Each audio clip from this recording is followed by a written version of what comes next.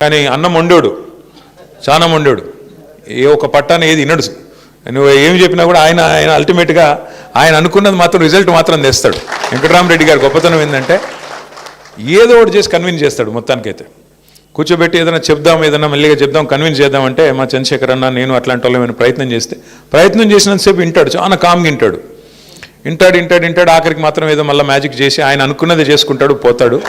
అట్లాంటి వెంకటరామరెడ్డి గారు మీకు నాయకుడిగా ఉండడం నిజంగా కూడా మీ అదృష్టం. ఎందుకంటే ప్రజల పనుల విషయంలో కూడా నాకు ఒకటే చెప్పినాడు, అన్న ఈసారి మనం అధికారం పోయింది, నాకు బాధగా ఉంది అన్నాడు. ఎందుకన్నా ఏం బాధ అంటే, లేదన్నా నేను చాలా కొట్లాడిన ప్రతిపక్షంలో, కొట్లాడి అలసిపోయిన. నిజానికి ఈసారి గవర్నమెంట్ వస్తే నేను మా అలంపూర్ చరిత్రలో ఎన్నడూ జరగని అభివృద్ధిని చేసి చూపెడదాం అనుకున్నాను. కేసీఆర్ గారికి నా మీద ప్రేమ ఉంది, నాకు తప్పకుండా నేనేది అడిగినా చేసేటోడు. బ్యాడ్ లక్ ఏంటంటే నేను కొద్దిగా లేటుగా, నిజానికి ఒక దశలో నేను రాజకీయమే వదిలేద్దాం అనుకున్నా. కానీ కేసీఆర్ సార్ నన్ను పిలిచి ఎమ్మెల్సీ ఇచ్చి నన్ను కూర్చోబెట్టి నువ్వు ఉండాలి వెంకట్రామ్ అంటే నేను ఉన్నాను.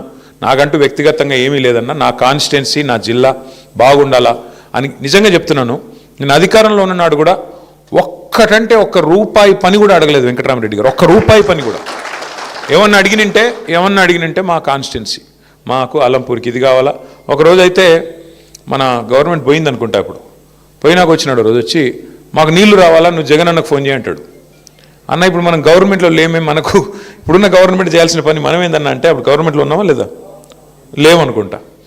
ఫోన్ చేయన్నారు అంటే ఫోన్ చేస్తే జగన్మోహన్ రెడ్డి గారు కూడా అన్నాడు, ఎవరు నీకు వెంకటరామ్ చెప్పినాడా అన్నాడు.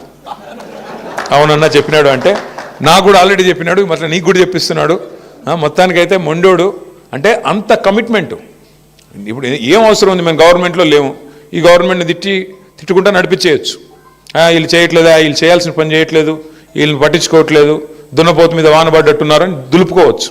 కానీ ప్రజల మీద, రైతాంగం మీద, ప్రాంతం మీద, నియోజకవర్గం మీద ప్రేమ ఉండే మనిషి అయితే యాడికన్నా పోయి, ఎంత దూరం అన్నా పోయి పని చేసుకొచ్చే తత్వం వెంకటరామరెడ్డి గారిది. మరి అదే లక్షణం